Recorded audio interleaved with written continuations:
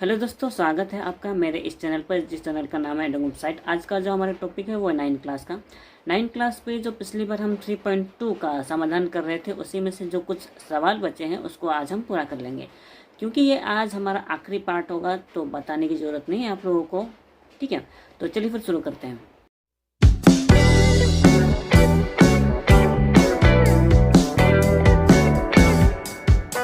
हल करें 3.2 के पिछले पार्ट में हम 14 नंबर का क्वेश्चन आंसर कर रहे थे, MCQ कर रहे थे। इसमें हमने 3 का समाधान कर दिया था, वो हमने बता दिया था, डिटेल में बताया था। और ये चौथा और पांचवा बचा था, और ये 15 नंबर के कुछ सवाल बचे थे। ठीक है, तो 15 नंबर के सवाल शायद मुश्किल ना हो। तो पहले ये जो 14 की जो तीसरे नंबर क्वेश्चन है, ये नहीं, ये तो हो चुका था। ये जो चौथा नंबर जो क्वेश्चन है ये हमारा बचा था, तो हम इसको ही समझा देते हैं। ठीक है, यहाँ पे लिखा है एक्स सी एक्स प्लस डी बराबर 0। यहाँ देखिए बराबर दे के दिया गया है, यानी कि ये पूरा का पूरा समीकरण है ना। तो सी एक्स प्लस डी बराबर 0 यहाँ ब्रैकेट के अंदर दिया है, ब्रैकेट के अंदर दिया है, यानी कि सी और डी इसका डिटेल दिया गया है। सी और डी दोनों कोई संख्या है, क्या संख्या है कितना है नहीं पता। ठीक है, और सी शून्य के समान है, मतलब सी चाहे कोई भी संख्या है लेकिन वो शून्य नहीं है। इसके कहने का मतलब सी चाहे कोई भी संख्या है लेकिन वो शून्य नहीं है। लेकिन डी शून्य हो भी सकता है, नहीं भी हो सकता है, क्योंकि यहाँ डी का डिटेल बताया ही नहीं है। ठीक है, डी का डिटेल बताया ही नहीं है, तो ये केवल डिटेल बताया गया इस समीकरण के बारे में। ठीक है, तो मेन क्वेश्चन यहाँ से पढ़ेंगे। ठीक है, सी एक्स प्लस डी बराबर 0 समीकरण का लेखा चित्र, यानी कि इस समीकरण का लेखा चित्र वाई अक्ष का समीकरण यदि होगा। कहने का मतलब कि इसका समीकरण का जो लेखा चित्र होगा वो वाई अक्ष का समीकरण होगा, लेकिन यदि होगा डी बराबर -c, यदि होगा डी बराबर c, यदि होगा डी बराबर 0, यदि होगा डी बराबर 1। ठीक है, यानी कि इन चारों में से किसी एक के कारण ही, ठीक है, इन चारों में से किसी एक का मान होने के कारण ही इस समीकरण का लेखा चित्र वाई अक्ष का समीकरण होगा। ठीक है, अब इसको अगर हम विस्तार से समझने जाएंगे तो किसी भी अक्ष का समीकरण तभी होता है, देखिए वाई अक्ष का समीकरण है ना, तो किसी भी अक्ष का समीकरण, किसी भी अक्ष का समीकरण, थोड़ा विस्तार से समझते हैं। जैसा कि हमें पता है किसी भी समीकरण में कम से कम 2 अक्ष होते हैं। यहाँ पे सिर्फ एक अक्ष है, यहाँ पे सिर्फ एक ही अक्ष है, वो है x। ठीक है, और यहाँ पे y अक्ष है। क्योंकि ये पूरा का पूरा समीकरण है ना, पूरा का पूरा समीकरण है, इसका लेखा चित्र बनेगा ही, है ना, इसका लेखा चित्र बनेगा ही। लेकिन जो भी लेखा चित्र बनेगा वो y अक्ष का सिर्फ समीकरण होगा, y अक्ष का लेखा चित्र होगा इसने ऐसा नहीं कहा है, वो सिर्फ y अक्ष का समीकरण होगा। अब देखिए यहाँ पे हमने जब 11 नंबर बनाया था ये वाला, ठीक है, यहाँ पे ये वाला पहला समीकरण है, कोमा देखिए ये दूसरा वाला समीकरण है, और ये तीसरे वाले में दोनों अक्ष हैं, इसमें सिर्फ x का अक्ष है और इसमें सिर्फ y का अक्ष है। ठीक है, तो जब हमने इस x के अक्ष का समीकरण बनाया था तो y अक्ष के समानांतर हुआ था, यानी कि वो y समीकरण का लेखा चित्र बना था। वहीं पे अगर हमने ये जो y का जो समीकरण है y बराबर 3 है ना, इसका जब हमने लेखा चित्र खींचा था तो वो x अक्ष के समीकरण बना था। कहने का मतलब ये है कि किसी भी अक्ष का समीकरण सिर्फ अगर उसमें सिर्फ किसी भी समीकरण में अगर सिर्फ एक अक्ष दिया गया है, सिर्फ एक, दूसरा नहीं, क्योंकि देखिए समीकरण में कम से कम 2 अक्ष होते हैं, x और y का होता है। लेकिन अगर समीकरण में एक ही अक्ष दिया गया है और अगर हम उसका लेखा चित्र खींच रहे हैं तो वो उसके ऑपोजिट अक्ष में लेखा चित्र बनेगा। अगर हमारे पास x का समीकरण है तो उससे खींचा गया लेखा चित्र y अक्ष पर होगा, है ना, और अगर हमारे पास y का समीकरण है, ठीक है, y अक्ष का समीकरण है, तो उससे खींचा गया लेखा चित्र x के अक्ष पर खींचा जाएगा, है ना। लेकिन ऐसे में हमें ये पता है कि अगर सिर्फ एक अक्ष का समीकरण दिया गया है, यानी कि दिया गया है, तो उसका ऑपोजिट जो अक्ष होता है वो 0 होता है, उसका मान 0 होता है। यानी कि अगर x के अक्ष का मान दिया गया है तो y के अक्ष का मान 0 होगा। ठीक है, और वहीं पे अगर हमारे पास y का समीकरण दिया गया है तो उसके ऑपोजिट जो x का अक्ष है वो 0 होता है। अगर आपको मेरी बात समझ में ना आ रही हो तो मेरे पिछले वाले वीडियो फिर से देख लेंगे तो समझ में आ जाएगा, ठीक है। मैंने पिछले वाले वीडियो में ये कहा था कि x अक्ष, ठीक है, जब भी हम x अक्ष का समीकरण का लेखा चित्र खींचते हैं तो वो y अक्ष के समानांतर बनती है, ठीक है। और अगर हम y अक्ष के समीकरण का लेखा चित्र खींचते हैं तो वो x अक्ष के समानांतर बनती है, ठीक है। पिछली बार मैंने बताया था विस्तार से, ये 1 और 2 इस क्वेश्चन में भी बताया था, है ना, और ये 3 नंबर में भी शायद बताया था, है ना, बताया था। तो अब इस 4 नंबर को समझ लिए होंगे, तो चलो इसको समाधान करते हैं। तो इसको समझने के लिए मैंने यहाँ डिटेल में लिखा है, ठीक है। cx प्लस डी बराबर 0, ठीक है, cx प्लस डी बराबर 0 समीकरण का लेखा चित्र y अक्ष का समीकरण तभी होगा जब उसके विपरीत अक्ष x बराबर 0 होगा। y अक्ष का समीकरण तभी होगा जब उसके विपरीत अक्ष x बराबर 0 होगा, है ना, क्योंकि x का मान तो क्वेश्चन में दिया नहीं गया है, तो हम x का मान 0 कह सकते हैं, ठीक है। क्वेश्चन के हिसाब से तो यही है कि y अक्ष का केवल समीकरण होगा, ठीक है। y अक्ष का समीकरण तभी होगा, मैंने अभी बताया था किसी भी अक्ष का समीकरण तभी होता है जब उसके विपरीत अक्ष यानी कि x बराबर 0 होगा। इसीलिए यहाँ पे लिख सकते हैं x बराबर 0 का मान cx प्लस डी बराबर 0 में बैठाने पर। इस समीकरण को इसीलिए लिखना पड़ा क्योंकि यहाँ इस समीकरण का हमने नाम तो दिया ही नहीं, समीकरण 1 समीकरण 2 इस तरह से रहता है ना, वैसा नाम नहीं दिया है ना, इसलिए डायरेक्ट मैंने इस पूरे समीकरण को लिख दिया, ठीक है। अब इसमें बैठाएंगे, ठीक है, cx प्लस डी बराबर 0। तो अगर हम c तो c है इंटू है x का मान देखिए 0 है, तो x का मान 0 लगाया प्लस d बराबर 0, ठीक है, ओके। ये c और 0 से किसी को भी इंटू करो वो 0 ही होता है, प्लस d बराबर 0, ठीक है। अब यह देखिए प्लस 0 है। अब किसी भी चीज़ को किसी भी नंबर को अगर हम 0 से ऐड करते हैं तो उस 0 की वैल्यू नहीं होती, यानी कि यहाँ केवल d होगा, d बराबर 0, यानी कि हमारा जो आंसर होगा वो d बराबर 0 होगा, यानी कि जो हमारा आंसर होना चाहिए वो है c, d बराबर 0, ठीक है। तो जो मैंने 4 नंबर में समझाया सेम टू सेम यहाँ 5 नंबर में भी वही बात है, ठीक है। और लेकिन यहाँ पे जो y अक्ष लिखा है यहाँ पे x अक्ष नहीं लिखा हुआ है, तो इस यहाँ पे x अक्ष आप खुद से अज्यूम यानी कि मान लीजिएगा, ठीक है। तो 5 नंबर भी सेम टू सेम वैसे ही होगा, इसलिए मुझे इसे समझाने की ज़रूरत नहीं है। हम सीधे बढ़ते हैं 15 का 1 नंबर, ठीक है। यहाँ पे लिखा है 2x प्लस 3y बराबर 12 समीकरण का लेखा चित्र, यानी कि इस समीकरण का जो भी लेखा चित्र होगा वो x अक्ष को कि जिस बिंदु पर काटता है उसका स्थानांक लिखें।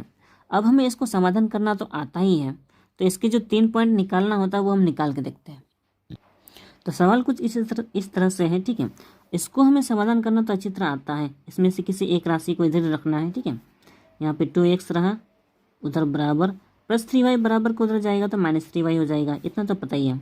हमें सिर्फ x का मान निकालना है, इसीलिए जो 12 और 2 है, ठीक है, वो भी 2 इंटू से अलग होने के कारण वो बटा में चला जाएगा, इतना तो हमें पता है। उसके बाद हमें इसके 3 बिंदु चाहिए, ठीक है। 3 बिंदु निकालना ज़्यादा मुश्किल नहीं है। यहाँ पे x बराबर 12 माइनस 3y बटा 2 है और यहाँ पे y का मान नहीं है, तो मैं यहाँ से अपने से कुछ लगा दे रहा हूँ, आप लोग अपने से भी कुछ आइडिया से लगा कर देखें, ठीक है। तो ये मैंने खुद से अलग अलग मान लगा दिए हैं, ठीक है। y बराबर 0 लगाने से आप हिसाब करके देखिएगा, ठीक है। यहाँ पे x का मान 6 ही आएगा, वहीं पे y का मान 2 लगाने से x का मान 3 ही आएगा, y का मान 4 लगाने से x का मान 0 आएगा, ठीक है। इसे कैसे लगाते हैं इस मैंने पिछले काफ़ी वीडियो में बता ही दिया है, इसलिए मैं डिटेल में नहीं जाऊँगा, ठीक है। तो ये मैंने 3 बिंदु तो निकाल लिए हैं, तो अब इसका समीकरण देखते हैं, इसका लेखा चित्र। तो ये हमारा ग्राफ है, ठीक है। ये पहले से ही बनाया हुआ था, अलग से बनाया है, ठीक है। ये दूसरा क्वेश्चन है। मेन हमारा क्वेश्चन ये है, देखिए सबसे पहले 6,0 है, ठीक है। 6,0 ये इसका हमने डिटेल तो लिखा ही नहीं, लिख लेते हैं। यहाँ पे x और y बराबर 6,0 है, 3,2 है और यहाँ पे 0,4 है। ठीक है, यही है। सबसे पहले 6,0 इसको हम देखते हैं 6,0 है कहाँ पे। ठीक है, यहाँ से अगर हम बढ़ें, यहाँ से यहाँ 5 और यहाँ से 6,0 वाई का मान 0 है तो यही पहला बिंदु होगा। ठीक है, आगे आगे है 3,2 तो यहाँ 1 2 3 3 है और 2 2 हो जाएगा, 1 2 यहाँ पर ये वाला बिंदु होगा। ठीक है, नहीं ये जो लेखा चित्र है वो पहले किसी और समीकरण का था। ठीक है, इसलिए इसे ध्यान ना दें। ये 3,2 और ये 6,0 ये वाला 2 बिंदु हो गया, ये बिंदु। ठीक है, आगे आगे है 0,4 एक्स का मान 0 है और वाई का मान 4 है।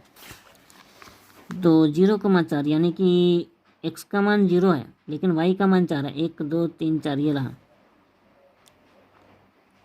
ठीक है, 0,4 तो ये 3,2 ना, ये वाला बिंदु है 3,2 और ये है 0,4। ठीक है, 0,4। ठीक है, नज़र आ रहा है। हाँ, 0,4 3,2 और ये 6,0। क्वेश्चन के हिसाब से क्वेश्चन में कहा है कि इस समीकरण का जो लेखा चित्र होगा वो एक्स अक्ष को जिस बिंदु पर काटता है उसका स्थानांक लिखो। एक्स के अक्ष को जिस बिंदु पर काटता है, तो यहाँ पर हम देख रहे हैं ये जो एक्स का अक्ष है जिस बिंदु पर काट रहा है वो है 6,0, यानी कि आंसर होगा हमारा 6,0। तो आंसर हम लिख सकते हैं 6,0। ठीक है, इतना ही स्थानांक लिखना पड़ेगा, 6,0 स्थानांक। ठीक है, हो गया। वैसे तो यहाँ देखकर ही समझ में आ रहा है एक्स को 6 में काटा है, वाई भी कहाँ काटा है देख के समझ में आ रहा है। ठीक है, तो हमें इसको इतना डिटेल में बताने की ज़रूरत नहीं थी।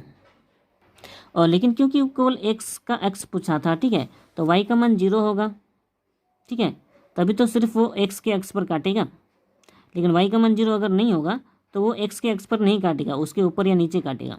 ठीक है, यहाँ वाई 3 पॉजिटिव में है तो ऊपर काटेगा, नेगेटिव में होता तो नीचे काटेगा। ठीक है, ये बेसिक पॉइंट ध्यान रखने की कोशिश करें। ठीक है, आगे जो 2 नंबर का क्वेश्चन है सेम टू सेम वही लिखा हुआ है, उसी तरह से करना है, तो आपको इससे ज़्यादा समझाने की ज़रूरत नहीं पड़ेगी।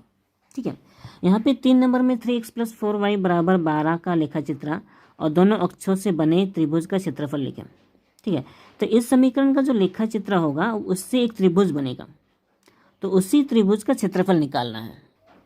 लेकिन मैं इस समीकरण का लेखा चित्र नहीं खींचूंगा और त्रिभुज में नहीं बनाऊंगा, क्योंकि इस तरह का समीकरण मैंने पहले भी किया गया है, मैंने पहले भी किया है और ये बहुत सिंपल वे में है। ठीक है, ये बिल्कुल वैसा ही क्वेश्चन है जैसा मैंने एक पार्ट में ये 10 नंबर का क्वेश्चन किया था। ठीक है, ये बिल्कुल वैसा ही है, लेखा चित्र खींचना है, त्रिभुज बनाना है। तो हमने इसको सिंपल वे में बनाकर, ठीक है, इसको इस तरह के रूप में लाकर त्रिभुज बनाया था, त्रिभुज बनाकर उसका क्षेत्रफल निकाला था। तो अगर आपने मेरा वो वाला पार्ट ना देखा हो तो डिस्क्रिप्शन में उसका लिंक होगा, नहीं तो यहाँ पर आई बटन में जाके क्लिक करके देख सकते हैं। ठीक है, तो आप मेरा वो वाला वीडियो ही देखें जिससे समझ में आ जाएगा। तो हम आगे बढ़ते हैं। ठीक है, 4 नंबर 6,-8 बिंदु की एक्स अक्ष और वाई अक्ष से दूरी लिखूं। ये जो 6,-8 है इस बिंदु के एक्स अक्ष और वाई अक्ष से दूरियां बताऊं। इस चौथे नंबर को मैं सीधे सीधे जवाब बता सकता हूं, लेकिन आपको इसका डिटेल भी समझना होगा। ठीक है, ये बोला है 6,-8, ये पहला वाला जो 6 है ये एक्स के मतलब एक्स के अक्ष पर है और ये जो है दूसरा वाला वाई के अक्ष पर है। ठीक है, लेकिन आपको इसे विस्तार से समझना ही होगा। ठीक है, अब क्योंकि देखिए 0 यहाँ पर है मूल बिंदु, 0 से 6 इकाई 1 2 3 4 5 6। ठीक है, तो ये 6 इकाई एक्स के अक्ष पर है, एक्स के अक्ष पर है, तो ये वाई से कितना दूर है, तो वाई से ये 6 इकाई की दूरी पर है। वाई से देखिए वाई वाला ये है ना, वाई से 6 इकाई पर दूरी है ना, यानी कि इसका सिंपल सा आंसर यही होगा, ये वाई से 6 इकाई दूरी है। सेम टू सेम वाई का वहाँ पे वाई अक्ष का मान था -8 नीचे आता है 1 2 3 4 5 6 7 8, तो ये जो 8 इकाई वाला है, ठीक है, 8 इकाई दूरी पर ये एक्स अक्ष से दूरी है, एक्स के अक्ष से, ये वाला एक्स है ना, एक्स के अक्ष से 8 इकाई की दूरी पर है। ठीक है, तो हम यहाँ पर लिख सकते हैं वाई अक्ष से 6 इकाई की दूरी पर है, 6 इकाई दूर। ठीक है, और वहीं पे दूसरा आगे लिख सकते हैं एक्स अक्ष से 8 इकाई दूर है। ठीक है, ये होगा हमारा आंसर। आगे जो 5 नंबर है ये सिंपल सा ट्रिकी क्वेश्चन है। ठीक है, एक्स बराबर वाई का लेखा चित्र, यानी कि एक्स और वाई दोनों बराबर है, इसका जो लेखा चित्र होगा वो एक्स अक्ष की धनात्मक दिशा के साथ जो कोण बनाता है, यानी कि एक्स अक्ष जो एक्स का अक्ष होता है, ये जो एक्स का अक्ष है उसकी धनात्मक दिशा यानी कि इस दिशा में, ठीक है, इस दिशा में धनात्मक दिशा के साथ जो कोण बनाता है उसका मान लिखें। यानी कि इस रेखा के साथ जो वो कोण बनाएगा इस टाइप का, ठीक है, धनात्मक दिशा में बोला है ना, तो उससे जो कोण बनेगा उसका मान लिखें बोला है। क्योंकि सवाल के हिसाब से एक्स और वाई दोनों बराबर हैं, यानी कि एक्स का मान अगर 1 है तो वाई का मान भी 1 होगा, एक्स का मान 2 है तो वाई का मान भी 2 होगा, एक्स का मान 10 है तो वाई का मान भी 10 होगा। तो यहाँ सिंपल सा फंडा ये है कि देखिए, अगर हम एक्स का मान यहाँ पे 1 इकाई जाते हैं तो वाई का मान भी 1 इकाई ऊपर बढ़ेगा, यानी कि सिंपल सा यहीं पे बढ़ेगा, ये पहला वाला बिंदु। ठीक है, पेंसिल से दिखाते हैं। एक्स का मान अगर वाई 1 है तो वाई का मान भी 1 होगा यहाँ पर। उसी तरह से एक्स का मान 2 है तो वाई का मान भी 2 होगा यहाँ पर। तो ये देखिए, ये इसके ठीक ऊपर वाला जो तिरछा जाता है, ठीक है, यहाँ पे मिल रहा है। ठीक उसी तरह से एक्स का मान अगर हम 3 ले जाते हैं तो वाई का मान भी 3 ठीक ऊपर, यानी कि इस तरह से ये इसी रेखा में वो रेखा हाँ, इसी रेखा में बढ़ता जाएगा, इसी रेखा में। ठीक है, कहने का मतलब अगर एक्स और वाई दोनों का मान बराबर होगा तो उसका जो रेखा होगा वो यहाँ पे डिग्री बनाएगा, यानी कि यहाँ पे कोण बनाएगा। ठीक है, अगर आप ध्यान दें तो, ठीक है, यहाँ पे एक्स का मान 1, यहाँ पे वाई का मान 1 यहाँ पे मिलेगा, एक्स का मान 2 यहाँ पे, एक्स का मान वाई का मान 2 यहाँ पे। ठीक, इसी तरह से एक्स का मान 5 यहाँ पे, वाई का मान 5 यहाँ पे, यहाँ पर। ठीक है, तो वो इसी सिरे में वो रेखा बनाते जाएगा।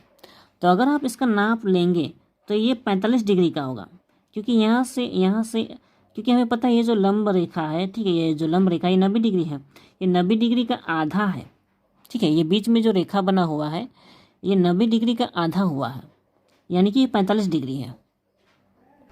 तो इससे आप खुद भी लेखा चित्र खींच सकते हैं, इसमें कोई मुश्किल नहीं है। ठीक है, खींचने के बाद आप इसे नाप सकते हैं, ये पूरा का पूरा 45 डिग्री होगा। तो लगभग हमने सारे सवालों का समाधान कर लिया है, और जो बच गया होगा उसे आप खुद भी ट्राई कर सकते हैं। ठीक है, और इसके अगले पार्ट में हमारा हो सकता है इसका ये जो चौथा नंबर पार्ट है, ठीक है, स्थानिक ज्यामिति दूरी निकालने का सूत्र, इसको हम एक फॉर्मूले के साथ करना होगा, इसीलिए हम इसके अगले पार्ट में, ठीक है, अगले पार्ट में हम इसको नहीं बनाएंगे। ठीक है, ये जो तीसरा चैप्टर है, तीसरे नंबर का जो चैप्टर है, यहाँ पे जितना भी हमने पार्ट बनाया है इसमें जो कुछ भी हमने सीखा उसी चीज़ को अगर हम ध्यान रखना चाहें, उन्हीं बातों को ध्यान रखना चाहें, तो ये जो सरल युगपत समीकरण है 5वां चैप्टर का, तो यहाँ से समीकरण बनाना ज़्यादा अच्छा होगा। ठीक है, क्योंकि वहाँ पे हमने जो कुछ भी सीखा तीसरे चैप्टर का वो सारी चीज़ें इस 5वें चैप्टर में काम आ सकती हैं। ठीक है, इसीलिए ये जो चौथे नंबर का जो चैप्टर है इसमें हम थोड़ा सा गैप करेंगे। ठीक है, ये जो 5वें नंबर का चैप्टर जब क्लियर हो जाएगा उसके बाद ही हम चौथे नंबर का चैप्टर शुरू करेंगे। ठीक है, तो तैयार रहिएगा, अगली बार हम ये 5वें नंबर का चैप्टर शुरू करेंगे।